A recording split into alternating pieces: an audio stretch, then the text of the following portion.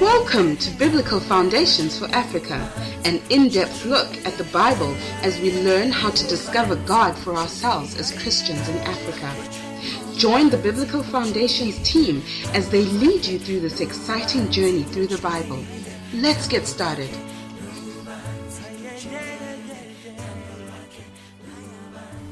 Siyalamgela. That means welcome in Ndebele from Zimbabwe, and it's awesome as always to have you at Biblical Foundations for Africa, coming to you from Johannesburg in South Africa. You know, we exist to encourage every single African Christian to read, to believe, and to understand the Bible for themselves, and then to go out into every single sphere of our society and make Jesus Christ glorious. My name is Norma, and I get so excited whenever I read our Facebook or Google Plus wall and see what people are saying about this journey we're on together. Friends, let's keep reading the Bible and let's keep meditating on His Word. So today we're in the fourth and final part of a series called Who Am I? In this series, we wanted to investigate what the Bible has to say about who we are as humans. In the first part, we looked at the fact that we are created in God's image. In the second part, we looked at the fact that we are created body, soul, and spirit. In the third session, we looked at how we are created for relationship. And in this fourth and final session, we're going to see that we are created for stewardship. Let's kick off as we often do with the big question. So my question today is, are human beings owners or stewards of what they have? Once again, there are many different viewpoints in the world about this very thing. For example, have you ever heard people talking about someone who has succeeded greatly in his life or in his business? That person is often called a self-made man, as though this person managed to create all the conditions and factors that were necessary for him to be able to achieve success. This just leads to pride and arrogance if we believe that the success we have achieved, the money we have made, or the resources that we own, that they owe to us and our cleverness. Don't get me wrong, God rewards hard work, but the Bible is very clear that everything we have, everything we think we own belongs to God, and we are only stewards of it. So let's read Genesis chapter 1, verse 26 to 31, so that you can see what I mean. Verse 26 says, "Then God said, 'Let us make man in our image, according to our likeness. Let them have dominion over the fish of the sea, over the birds of the air, and over the cattle, over all the earth, and every creeping thing that creeps on the earth.' So God created man in His own image. In the image of God He created him. Male and female He created them. Then God blessed them and said to them, 'Be fruitful and multiply. Fill the earth and subdue it. Have dominion over the fish of the sea, over the birds of the air, and over every living thing that moves on the earth.'"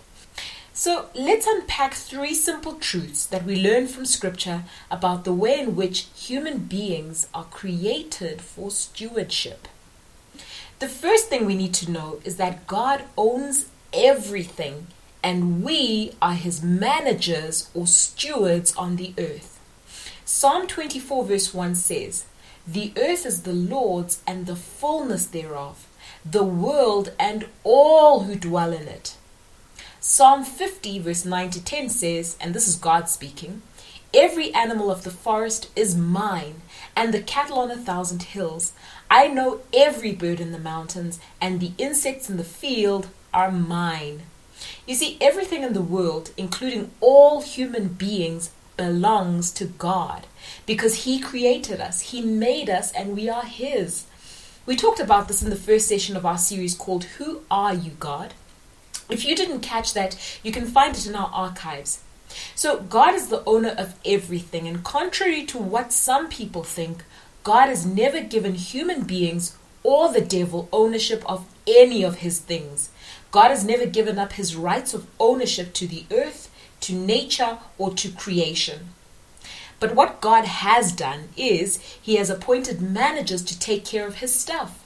Just like a shareholder in a business appoints a manager to run his business, Genesis chapter 1 verse 26 to 31 tells us that right from the beginning, at creation, God appointed mankind to be the managers of his business that he created. And that business is the earth and all of creation. Humankind was created to be stewards of what God owns. So the first point is God owns everything, and he has delegated the responsibility of stewardship to us as human beings. The second thing we need to know is that God has given every single person three main areas of stewardship, namely our lives, our material resources, and our world. So first of all, God expects us to be good stewards of our lives. This means we're supposed to be good stewards of our bodies, our souls, and our spirits. 1 Corinthians 6 verse 20 says that we should honor God with our bodies. This may mean exercising, eating well, sleeping the right number of hours, dressing neatly, bathing and keeping clean. Being good stewards of our souls, which are our mind, will, and emotions, means growing our talents, our skills, and our abilities through godly education and information. Being good stewards of our spiritual lives means exercising good spiritual disciplines like prayer, worship, reading the Bible consistently, and meeting with other believers for fellowship.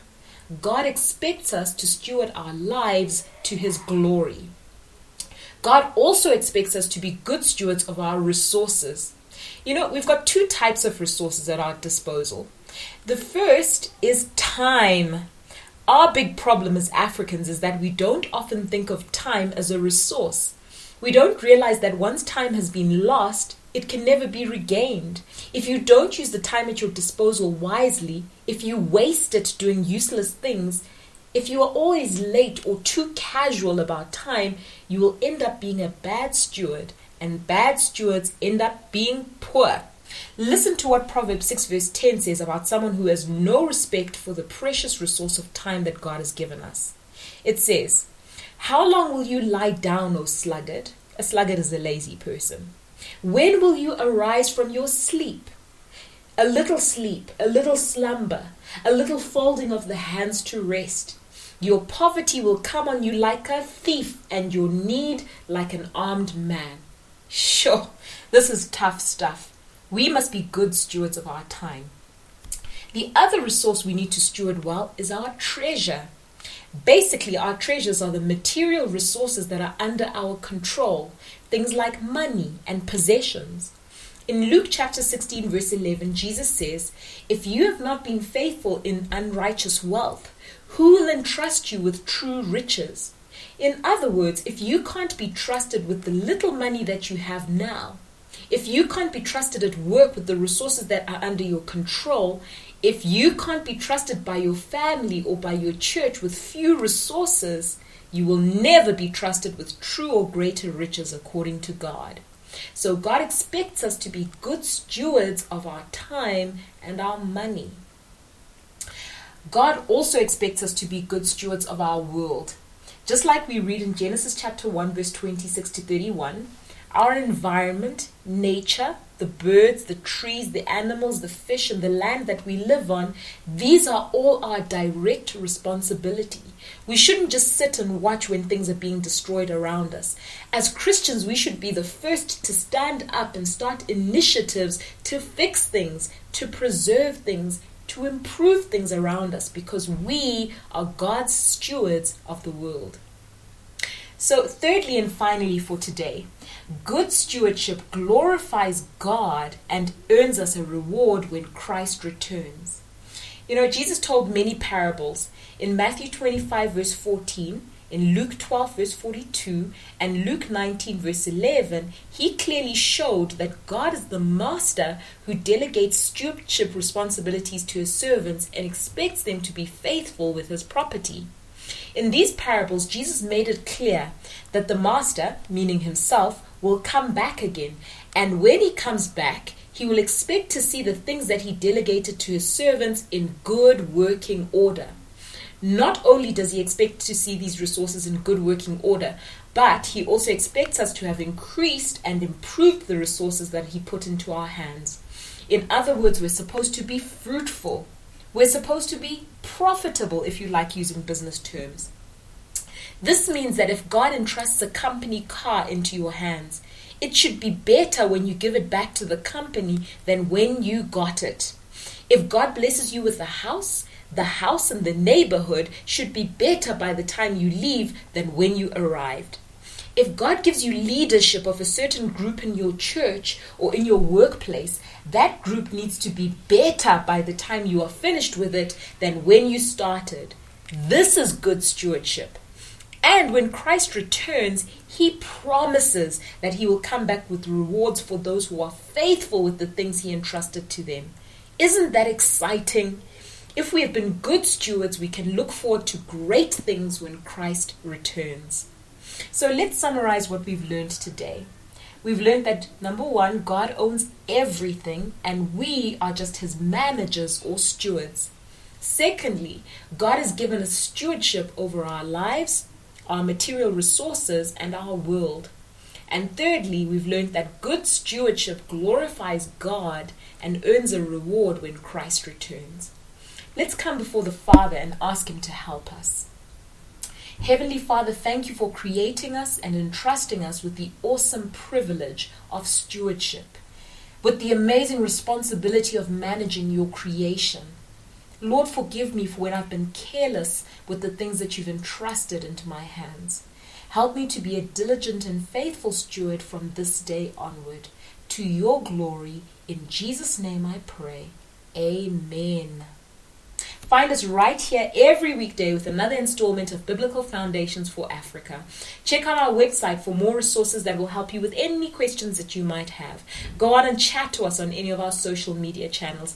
Be blessed. And remember, as you go out today, to make Jesus glorious. Thank you for joining us today on our Biblical Foundations for Africa lesson. To find out more information, join us on our website www.biblicalfoundationsafrica.com. Also, we'd love to have you as our friend on our Facebook page and follow us on Twitter. See you next time.